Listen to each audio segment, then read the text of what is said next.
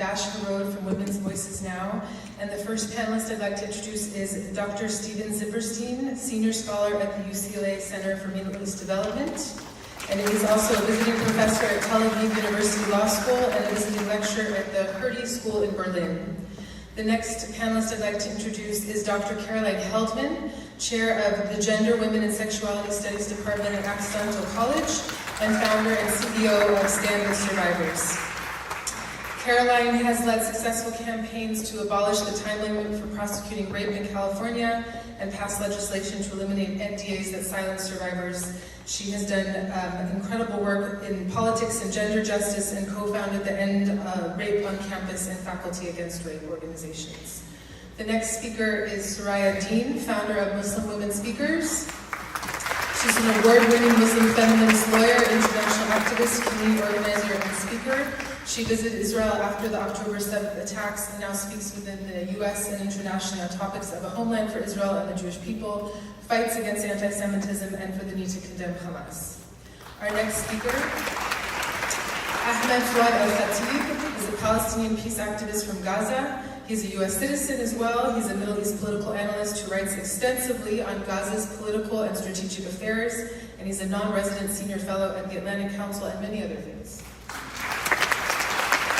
Our next panelist is Zainab Khan. She is the founder of the Muslim American Leadership Alliance, celebrating Muslim Americans' dynamic contributions through art and culture to America. And after October 7th, she became vocal on addressing anti-Semitism in the Muslim world and here in the United States.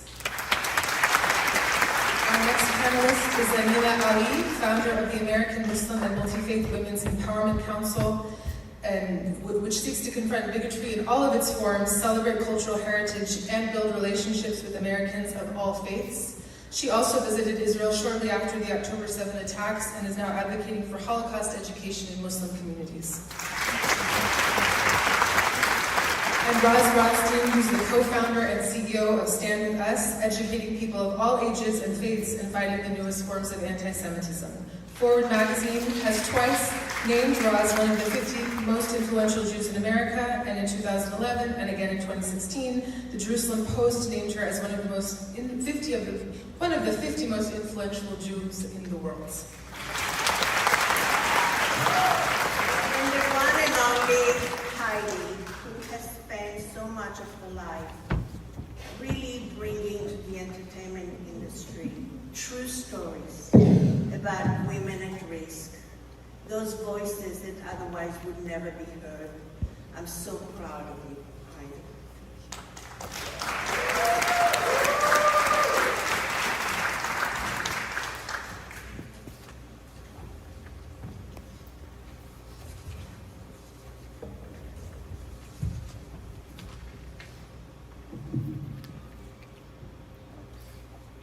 Thank you. Sorry, I couldn't do it.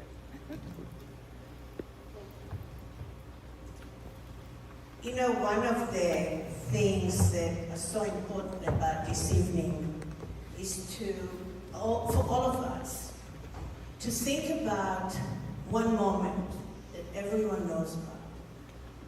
It's the moment when a baby is born. It's that moment of creation. And we all gasp at that moment. And we look at that baby. We wait for your baby's eyes to open. Because in those eyes is the hope of the world. There's nothing sadder than when you see in those eyes fear. When you see in those eyes helplessness, hopelessness. Because that, my dear friends, is so much of what we are seeing today everywhere. The reality is that intolerance, as I said, and hate, excuse me, have been so normalized. The reality is that sex trafficking is a $300 billion business on the back of young girls from all cultures, which is unacceptable. I have have seen 6-year-old girls being sold for $1 in DRC because the girl was hungry, and with that $1 she bought a cup of rice for herself and her family. What we've seen here is so much worse.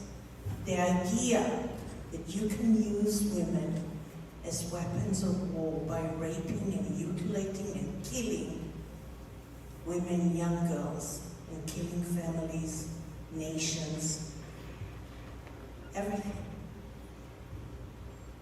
This moment and these people being here today is a solemn moment of truth. I hope you all take it with you and spread it. Thank you.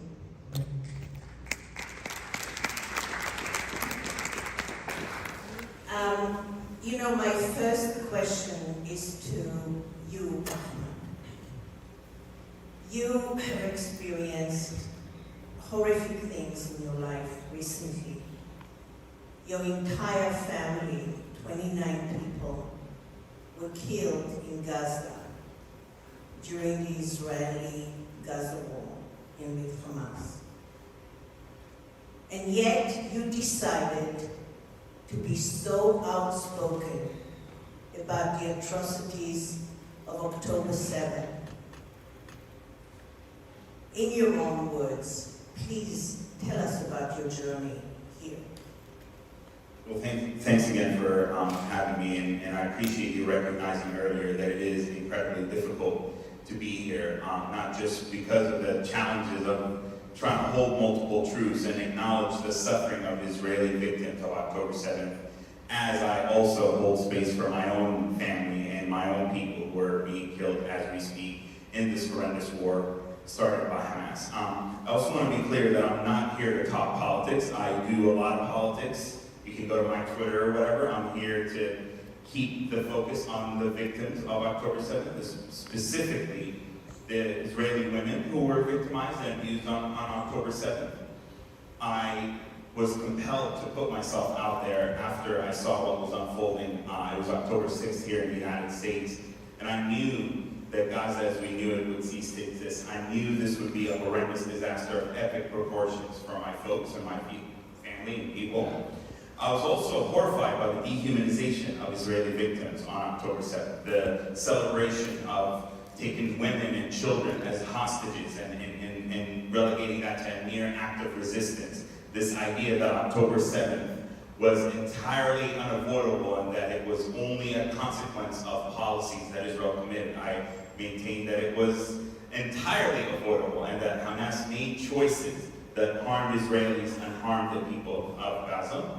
And so the main message that I want to share and offer here, again, in the spirit of keeping the focus on Israeli victims and Israeli women who were abused and the hostages as well, is that it is entirely possible to hold multiple truths, to have a focus on empathy and shared humanity, not as a kumbaya, big picture, let's hold hands and have falafels and everything's going to be fine, but actually as a pragmatic evolution that's going to help us get past one of the most horrific episodes of the Israel and Palestine conflict.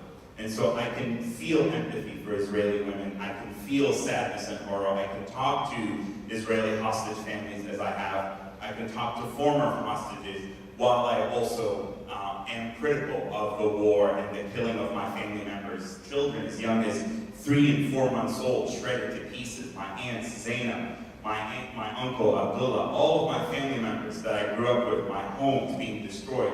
I don't have to exclude the suffering of Israeli victims. And it's easier said than done. It takes a daily commitment. It's hard. I'm being pulled in a bunch of different directions. People on the pro-Palestine side and people on the pro-Israel side, everybody's projecting onto me what I need to be saying, what I need to be doing. And I've decided that I'm going to speak my truth, leveraging my lived experience, my contacts and connections with the Jewish community, but also my contacts with my people and my family. And I want to just be one last thing clear. It's like I never claim to speak on behalf of the Palestinians. I speak for myself. I operate solo. I have a very unique lived experience. But I can assure you that many Palestinians, maybe who are less outspoken than myself, who are afraid, who can't deal with the threats, or who are genuinely confused and don't know how to support their people, don't know that speaking out against sexual violence and rapes doesn't mean you support the war, doesn't mean you support the bombing of children in Gaza, doesn't mean you support what's happening.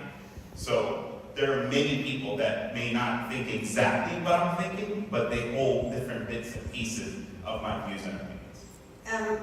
You know, earlier we spoke about why is it okay that Hamas, or is it okay for a lot of the Palestinian people living in Gaza, that Hamas has been using them as human shields, using children as human shields, coming through those tunnels and sacrificing their own people. So my question to you is, what is your perspective on Hamas as leadership, as a government in Gaza?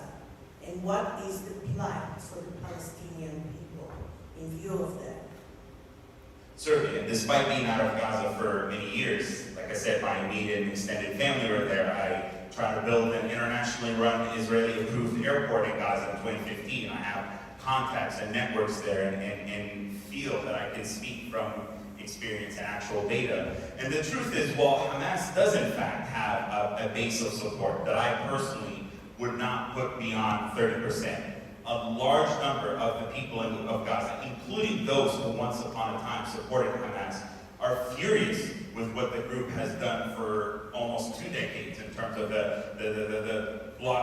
getting a blockade imposed upon Gaza due to their strategic choices, aligning with Iran, the stealing of a lot of the Palestinian people's resources, the embedding of militant assets throughout the civilian population.